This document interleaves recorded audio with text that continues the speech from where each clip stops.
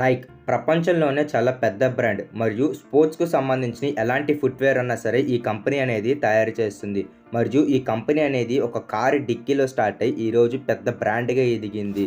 Nike company founder ఒకప్పుడు ఒక fail అయిన అథ్లెటిక్. ఇతను చాలా హార్డ్ వర్క్ చేసి ఈరోజు ఈ కంపెనీని ఈ స్టేజ్‌కి తీసుకొచ్చారు. మరియు మనం ఈరోజు వీడియోలో నైక్ కంపెనీ యొక్క సక్సెస్ స్టోరీ మరియు ఈ కంపెనీ ఈ రేంజ్‌కి తీసుకురావడానికి వాళ్ళని పడిన హార్డ్ వర్క్ ఏంటో ఈరోజు వీడియోలో మనం తెలుసుకుందాం. మీలో ఎవరైనా ఫస్ట్ టైం మన ఛానల్‌ని చూసినట్లయితే మన ఛానల్ సబ్స్క్రైబ్ చేసుకోండి మరియు పక్కన ఉన్న బెల్ ఐకాన్ని ఆన్ చేయండి. ఈ వీడియోకి ఒక లైక్ చేయండి మీకు గనుక నచ్చినట్లయితే. ఫిల్ నైన్ 1938లో పోర్ట్లాండ్లో ఒక చిన్న టౌన్లో ఇతను జన్మించాడు. ఇతని చిన్న వయసులోనే ఇతనికి అథ్లెటిక్స్ అంటే చాలా ఇష్టం. దీని కారణంగా ఇతను ప్రతి స్కూల్లో మరియు కాలేజీల్లో కాంపిటీషన్ జరిగిన ప్రతి చోటకి ఇతను వెళ్ళి అక్కడ ఆడి గెలిచి వస్తూ ఉంటాడు. మరియు 1962లో ఫిల్ ఎంబీఏ కంప్లీట్ చేశాడు. మరియు దాని తర్వాత ఇతను అథ్లెటిక్స్లో పెద్ద ఛాంపియన్ అవుదాం అనుకున్నాడు, కానీ ఇతను దానిలో ఫెయిల్ అయ్యాడు. దీంతో ఫిల్ ఏమన్నా సరే స్పోర్ట్స్కి సంబంధించి చేద్దాం అనుకున్నారు. దీంతో ఆయన అప్పుడే స్పోర్ట్స్కి సంబంధించి షూ అనేది చాలా ఫేమస్ కాబట్టి మనం షూ అనేది తయారు చేయాలనుకున్నారు. జపాన్లో కెమెరాలు ప్రొడక్షన్ చేసే ఒక కంపెనీ అనేది షూ బిజినెస్లో కూడా దిగింది. దీంతో వాళ్ళ షూకి వాళ్ళొక పేరు అనేది కూడా పెట్టారు. ఆ షూ పేరు వచ్చేసి టైగర్ బ్రాండ్. అప్పటికే అడిడాస్, పూమా ఈ రెండు అమెరికన్ మార్కెట్లో చాలా సక్సెస్గా రన్ అవుతుంది. ఒకవేళ టైగర్ కూడా ఈ బిజినెస్లో కనుక ఎంటర్ అయిందంటే అమెరికాలోకి మొత్తం క్యాపిటల్ అనేది టైగర్ బ్రాండే ఆక్యుపై చేస్తుంది. దీంతో ఫిల్కి ఒక ఐడియా వచ్చింది. నేను ఎందుకు జపాన్కి వెళ్ళి డీలర్షిప్ అనేది తీసుకోకూడదు టైగర్ కంపెనీ నుంచి అనుకున్నాడు. దీంతో అనుకున్నమ్మటనే ఫిల్ తన బ్యాగ్ సర్దుకొని ఎమ్మటనే జపాన్కి మూవ్ అయ్యాడు. మరియు జపాన్లో ఓడిసుకి అని చెప్పి ఒక కంపెనీ పేరుతో వీళ్ళు షూ ఫుట్వేర్ అనేది అమ్మటం అయితే జరుగుతుంది. ఎమ్మటనే జపాన్ వెళ్ళిన ఫిల్ ముందుగానే అపాయింట్మెంట్ అనేది తీసుకుంటారు. దాని తర్వాత వాళ్ళు అడిగిన అన్ని ప్రశ్నలకి సమాధానం చెప్పిన దాని తర్వాత మీ షూ కంపెనీ పేరేంటి అని ఫిల్ని అడగగానే అతను బ్లూ రిబ్బన్ అని చెప్తారు. దీంతో అక్కడ ఉన్న వాళ్ళకి కూడా ఆ షూ పేరు అలా పెట్టినందుకు ఆ కంపెనీ వాళ్ళకి చాలా బాగా నచ్చుతుంది. ఫిల్ వాళ్ళకి ఒక డెలివరీ అడ్రస్ అనేది ఇచ్చి షూ అన్నీ అక్కడికి డెలివరీ చేయమని చెప్తారు. కొన్ని రోజులు దాని తర్వాత అతనికి ఒక లెటర్ అనేది వస్తుంది. మేము షూ అనేది మీకు కొన్ని రోజులు ఆగిన దాని తర్వాత పంపిస్తాను అని చెప్తారు. సరే అని చెప్పి అతను 4 నెలల పాటుగా ఎదురు చూస్తారు. ఇంక ఎప్పటికీ షూ అనేది అతని దగ్గరికి రాపోయేసరికి అతను వాళ్ళకి ఒక లెటర్ అనేది రాస్తారు. ఇంకా ఎన్ని రోజులు అనేది వెయిట్ చేయాలి, నాకు నా షూ అనేది కావాలి, నేను అమ్మాలి అని చెప్తారు. కొన్ని రోజులు వెయిట్ చేయమని మళ్ళీ వాళ్ళు చెప్తారు. ఈ లోపల ఫిలిప్ దగ్గర డబ్బులు అనేవి ఉండవు. దీనికోసమే అతను ఒక ఎంఎన్సీ కంపెనీలో అకౌంటెంట్గా జాయిన్ అవుతాడు. కొన్ని రోజులు దాని తర్వాత అతను అక్కడే పనిచేసి కొంత డబ్బు అనేది సంపాదిస్తారు. కొన్ని రోజులు దాని తర్వాత వాళ్ళు షూస్ అనేవి ఫిల్ దగ్గరికి పంపిస్తారు. ఎప్పుడైతే ఫిల్ దగ్గరికి షూస్ అనేవి వచ్చినాయో అతను కలెక్ట్ చేసుకొని అవన్నీ అమ్మాలనుకున్నాడు. దీని కారణంగానే అతను ముందుగానే అతని ఫ్రెండ్ మరియు కోచ్ అయిన అతని దగ్గరికి వెళ్ళి ఫిల్ తన దగ్గర ఉన్న ఐడియా చెప్తారు. దీంతో అతనికి నచ్చుతుంది. నాకు ఇన్వెస్టర్ కావాలి, మీరు దీనిలో 50% వాటా అనేది కొనుక్కుంటారా అని చెప్పి ఫిల్ అడుగుతారు. దీంతో అతని కోచ్కి ఇది నచ్చి తను ఇన్వెస్ట్ చేస్తారు. నిజానికి ఫిల్ కోచ్ ఏంటంటే అతను ఒక కోచ్ కాబట్టి స్టూడెంట్స్కి ఎలాంటి రకమైన షూ అనేది కంఫర్టబుల్గా ఉంటుందని అతనికి ఒక ఐడియా ఉంది. మరియు షూ బిజినెస్లో కూడా అతనికి కొంత ఎక్స్పీరియన్స్ అనేది ఉంది. మరియు షూ ఎలా తయారు చేయాలో కూడా అతనికి కొంత నాలెడ్జ్ అనేది ఉంది. ఫిల్ కోచ్ కొన్నిసార్లు స్టూడెంట్స్ కనుక సరిగ్గా పరిగెత్తలేకపోతే, వాళ్ళ షూ కనుక బాగోపోతే అతను ఆ షూ అనేది రిపేర్ కూడా చేసేవాడు. దీని కారణంగానే అతనికి షూ మేకింగ్ మీద చాలా ఇంట్రెస్ట్ అండ్ ప్యాషన్ కూడా వచ్చింది. కొన్ని రోజులకి ఫిల్కి ఒక లెటర్ అనేది వస్తుంది.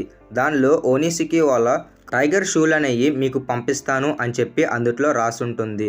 అయితే ముందుగానే 300 షూలు అనేవి వీళ్ళు ఆర్డర్ పెట్టారు కాబట్టి ఆ షూలు అనేవి తీసుకోవటానికి వాళ్ళు డెలివరీ అడ్రస్కి అవన్నీ డెలివరీ చేస్తారు. దాని తర్వాత ఫిల్ తను చేసే ఉద్యోగం అనేది రిజైన్ చేస్తాడు. తన ఇంటి కిందే బేస్మెంట్లో అతను స్టోరేజ్ అనేది ఓపెన్ చేస్తాడు. షూస్ అనేవి మొత్తం బ్లూ రిబ్బన్ కంపెనీ పేరుతో అక్కడ స్టోరింగ్ అనేది చేస్తాడు. దాని తర్వాత అతను వెళ్ళి ప్రతి షూ ఒక షోరూమ్ వాళ్ళని అడుగుతాడు, మీ షాప్లో మా షూస్ అనేవి అమ్మండి అంటారు. అతను ఎన్ని స్టోర్లు తిరిగినా సరే కూడా వాళ్ళెవరు ఇష్టపడరు తన షూలు అనేవి అక్కడ ఉంచటానికి. దీంతో ఫిల్కి ఏం చేయాలో అర్థం కాదు. ఎందుకంటే ఫిల్ దగ్గర ముందు డబ్బు అనేది లేదు, అతను సొంతంగా ఒక స్టోర్ స్టార్ట్ చేద్దామన్నా సరే కూడా. దీంతో అతను తన కారు డిక్కీలో షూస్ అనేవి పెట్టి ఎక్కడైతే రన్నింగ్ కాంపిటీషన్ జరుగుతుందో అక్కడికి వెళ్ళి ప్రతి చోట తను అమ్ముతూ ఉండేవాడు. ముందుగానే అతను ఒక అథ్లెటిక్ కాబట్టి అతనికి చాలా మందితో పరిచయాలు ఉంటాయి. కాబట్టి వాళ్ళ కోచ్‌లకు చెప్పి వాళ్ళ స్టూడెంట్స్ ఎలా అన్నా సరే ఈ షూస్ అనేవి కొనేలాగా ప్రమోషన్ అనేది చేస్తారు. ఈ ప్రమోషన్ అనేది హిట్ అవడంతో చాలామంది ఇతని షూస్ అనేవి ఇష్టపడి కొనుక్కుంటారు. ఇలాగా వాళ్ళు తెచ్చిన 300 పేర్ల షూలు అనేవి కేవలం కొత్త టైంలోనే వాళ్ళు తెచ్చిన 300 షూలు అనేవి వాళ్ళు ఈజీగా అమ్మేస్తారు. దీని తర్వాత వాళ్ళకి ప్రాఫిట్స్ అనేవి మిగులుతాయి. దీంతో వాళ్ళు 900 షూస్ అనేవి మళ్ళీ ఆర్డర్ చేయాలనుకుంటారు. కానీ వాళ్ళ దగ్గర డబ్బు అనేది చాలా తక్కువగా ఉంటుంది. కేవలం $2000 ఉంటాయి. కాకపోతే వాళ్ళకు మొత్తం కావాల్సింది $3000. కాబట్టి వాళ్ళు బ్యాంక్‌కి వెళ్ళి లోన్ అనేది అప్లై చేస్తారు. అప్పుడు ఫిల్‌కి ఒక లెటర్ అనేది వస్తుంది. దానిలో ఏమని రాసుంటుందంటే, మా టైగర్ బ్రాండ్ షూలు అనేవి మీకు డీలర్‌షిప్ ఇచ్చాం. ఇప్పటి నుంచి ఆ డీలర్‌షిప్ అనేది మేము మీతో క్యాన్సిల్ చేసుకుంటున్నామని ఆ లెటర్‌లో వాళ్ళు పేర్కొంటారు. దీంతో అతనికి ఏం చేయాలో అర్థం కాదు. కేవలం 2 మంత్స్‌లోనే తను ఎంతో ఇష్టపడి స్టార్ట్ చేసిన కంపెనీ అనేది మూతబడిపోతుంది. దీంతో ఫిల్ ఎమ్మటనే వాళ్ళకొక లెటర్ రాస్తారు. నాకు క్లారిఫికేషన్ కావాలి, ఎందుకు మీరు ఇలా చేస్తున్నారు అని. దాని తర్వాత వాళ్ళ దగ్గర నుంచి ఒక లెటర్ కూడా రాదు. ఎమ్మటనే ఫిల్ తన బ్యాగ్ సర్దుకొని మళ్ళీ జపాన్‌కి వెళ్తాడు. అక్కడికి వెళ్ళి ఎమ్మటనే అక్కడ చైర్మన్‌తో మాట్లాడి, నాతో ఎందుకు మీరు క్యాన్సిల్ చేయాలనుకుంటున్నారు? నేను ఎంతో ఇష్టపడి ఈ బిజినెస్ అనేది చేస్తున్నాను. మరియు తనకున్న అన్నీ ఎక్స్ప్లెయిన్ చేస్తారు. దీంతో అక్కడున్న ఓనిషికి కంపెనీ ఓనర్‌కి ఇది నచ్చి అతనికి మళ్ళీ డీలర్‌షిప్ అనేది కంటిన్యూ చేయమని ఇస్తారు. మరియు అతను 900 షూలు అనేవి అక్కడ ఆర్డర్ చేసి మళ్ళీ అమెరికాకి తిరిగి వస్తాడు. కొన్ని నెలలు గడిచినాక బ్లూ రిబ్బన్ కంపెనీకి $8000 అనేది ప్రాఫిట్‌గా వాళ్ళకి మిగులుతుంది. దీంతో వాళ్ళు వేరే టౌన్‌లో కూడా వాళ్ళ బిజినెస్‌ని ఎక్స్పాండ్ చేయాలనుకుంటారు. అప్పుడే తనకి తెలిసిన జేఎఫ్ జాన్సన్ అనే ఫ్రెండ్‌ని కన్సల్ట్ అవుతారు. అతను కూడా ఒక అథ్లెటిక్. దీని కారణంగానే అతనికి కూడా షూ గురించి చాలా బాగా తెలుస్తుంది. మరియు ఇతను తన బిజినెస్‌ని ఇతని ద్వారా ఎక్స్పాండ్ అనేది చేస్తారు. దీని తర్వాత వాళ్ళు 2 సంవత్సరాల్లోనే $16000 అనేవి సంపాదించడం అయితే జరుగుతుంది. ఇలాగా డబ్బు అనేది ఫిలిప్ దగ్గరికి వస్తూ ఉంటుంది. కొన్ని నెలలు గడిచిన దాని తర్వాత ఫిల్ లైఫ్లో కష్టకాలం అనేది మొదలవుతుంది. ఫిల్ కొంత డబ్బు అనేది బ్యాంక్ నుంచి అప్పుగా తీసుకుంటారు.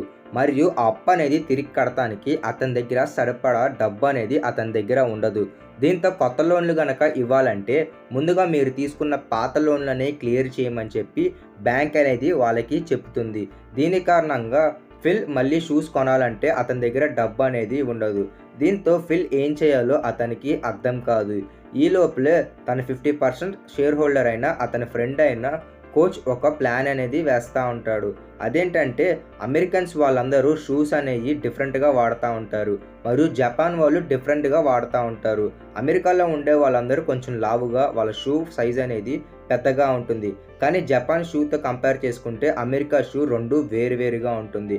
మరియు కొన్ని భిన్నమైన ఫీచర్స్ మరియు క్వాలిటీస్ అనేవి కలిగి ఉంటాయి అని అతను గుర్తిస్తాడు. దీని కారణంగా అతను కొన్ని రకాలైన షూలు అనేవి తన మోడల్స్గా డిజైన్ చేసి ఓడిసుకి కంపెనీకి పంపిస్తారు. దీంతో ఆ కంపెనీ వాళ్ళు చెప్పినట్టుగానే ఆ షూ మ్యానుఫ్యాక్చరింగ్ అనేది స్టార్ట్ చేస్తారు. ఇలాగా అతని దగ్గర ఉన్న షూస్ అనేవి మ్యానుఫ్యాక్చరింగ్ ఇవ్వడంతో కోచ్ వేసిన డిజైనింగ్ స్ట్రాటజీ ప్లాన్ అనేది పర్ఫెక్ట్గా ఎగ్జిక్యూట్ అవుతుంది. దీని కారణంగా వాళ్ళ షూలు అనేవి అమెరికాలో చాలా విపరీతంగా అమ్ముడైపోతున్నాయి. మరియు ఈ షూ అనేది చాలామంది ఎంతో ఇష్టపడి కొనుక్కుంటున్నారు. మరియు కంపెనీకి రావాల్సిన రెవెన్యూ అనేది చాలా ఎక్కువగా రావడంతో వాళ్ళు తీసుకున్న అప్పులు అనేవి చాలా ఈజీగా తిరిగి కట్టేయటం అయితే జరిగింది.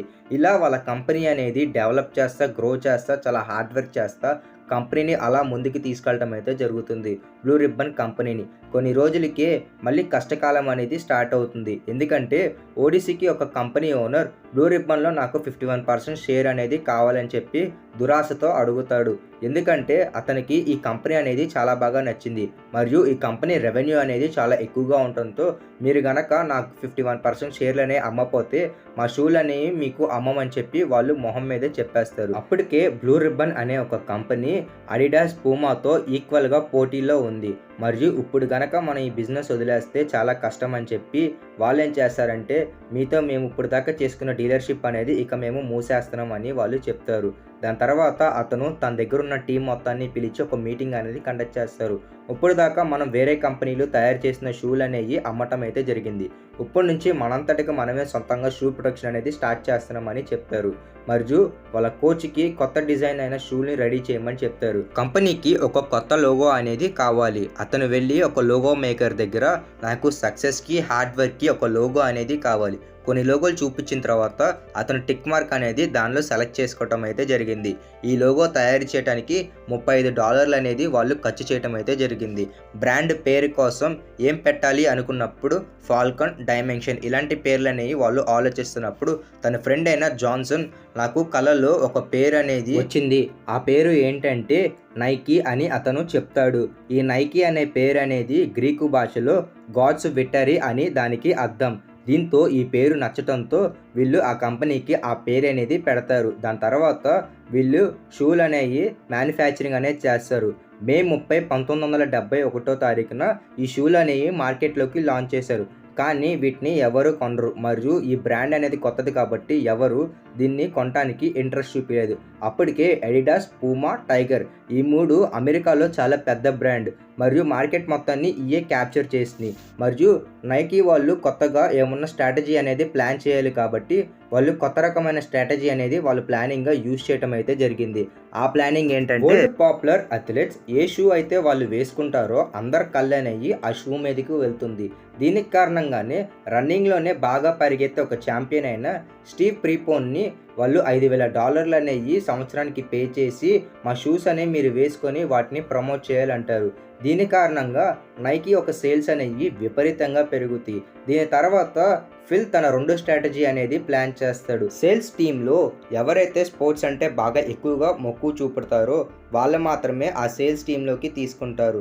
దీని కారణంగా కస్టమర్స్ ఏ క్వశ్చన్ అడిగినా సరే కూడా వాళ్ళు ఈజీగా సమాధానం చెప్పగలుగుతారు. కాబట్టి ఇలాగా వీళ్ళు వేసిన ఈ 2 స్ట్రాటజీల వల్ల ప్రాఫిట్స్ అనే విపరీతంగా వచ్చినాయి. మరియు దాదాపు 2,700 మంది స్టాఫ్ అనేవాళ్ళు వీళ్ళ దగ్గర వర్క్ చేయటం మొదలుపెట్టారు.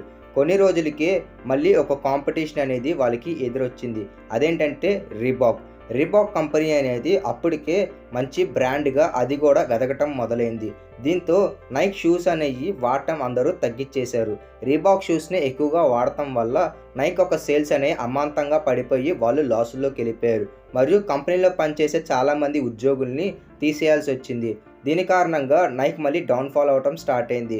మరియు నైక్ ఇప్పుడు మళ్ళీ ఎదగాలంటే రీబాక్తో పోటీ అనేది చాలా గట్టిగా ఇవ్వాలి. దీని కారణంగా వాళ్ళు ఒక స్ట్రాటజీ అనేది ప్లాన్ చేశారు. బాస్కెట్బాల్ బాగా ఆడే మైకిల్ జోర్డాన్తో వాళ్ళు ఒక అగ్రిమెంట్ అనేది చేసుకున్నారు. మా షూస్ వేసుకొని మీరు ఆడండి అని చెప్పి 1 సంవత్సరం పాటుగా వాళ్ళు అతనితో అగ్రిమెంట్ అనేది చేసుకున్నారు.